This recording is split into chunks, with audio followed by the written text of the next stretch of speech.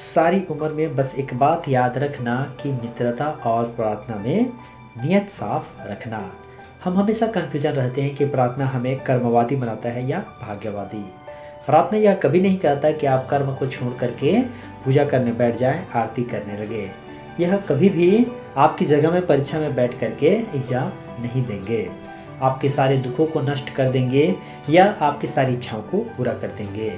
बल्कि प्रार्थना हमें कोई कार्य करने के लिए आंतरिक संबल प्रदान करता है, कर्म की ओर उद्यत करने के लिए आंतरिक बल, आशा और उत्साह प्रदान करता है। इससे हमारे आंतरिक शक्ति मजबूत होती है और हम कोई भी कार्य करने के लिए दुगने उत्साह के साथ उस कर्म की ओर उद्यत होते हैं। भगवान कृष्ण ने भी श्रीमद् भगवद गीता में कहा है कि कर्मण्यधिकारस्ते मा फलेषु कदाचन, कर्म करने पर ही हमारा अधिकार है और प्रार्थना हमें उस कार्य को करने के लिए उत्साह और प्रेरणा प्रदान करते हैं।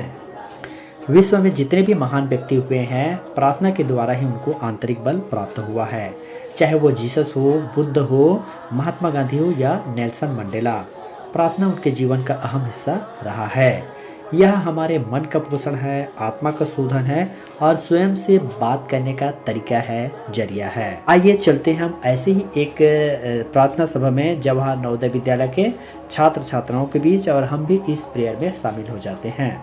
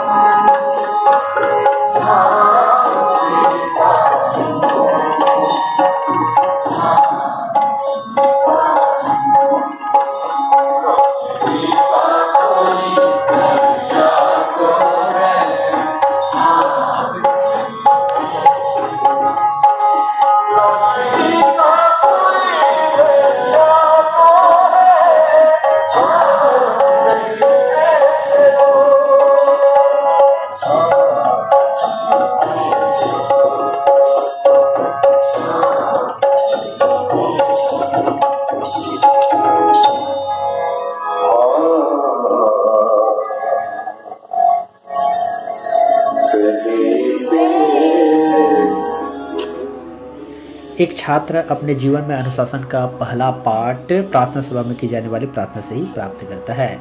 और प्रार्थना सभा यह विद्यालय का वह स्थान होता है जहां हम विद्यालय के शैक्षिक, सामाजिक, बौद्धिक और आध्यात्मिक वातावरण को स्पष्ट रूप से देख सकते हैं। कोई विद्यालय उसकी शैक्षिक गतिविधियां किस फ्लो और एनर्जी के साथ चलती है, वहां सुबह की जाने वाली प्रार्थना सभा को देख करके हम पता लगा सकते हैं। और प्रार्थना यह छात्रों के सर्वांगीण विकास के लिए भी जरूरी है। यह छात्रों में ज्ञान, बौद्धिक, आध्यात्मिकता और एकाग्रता जैसी भावनाओं का संचार करता है। सुबह की जाने वाली प्रार्थना सभा छात्रों को एक ऊर्जा और उत्साह से भर देती है और उनका दिमाग नई चीज़ों को सीखने के लिए उतना ही ज़्यादा उर्वर हो जाता है। और संध्याकालीन की जाने वाली प्रार्थना सभा दिन भर के मानसिक थकान को दूर करके उनके शरीर को फिर से सकारात्मक ऊर्जा से भर देती है।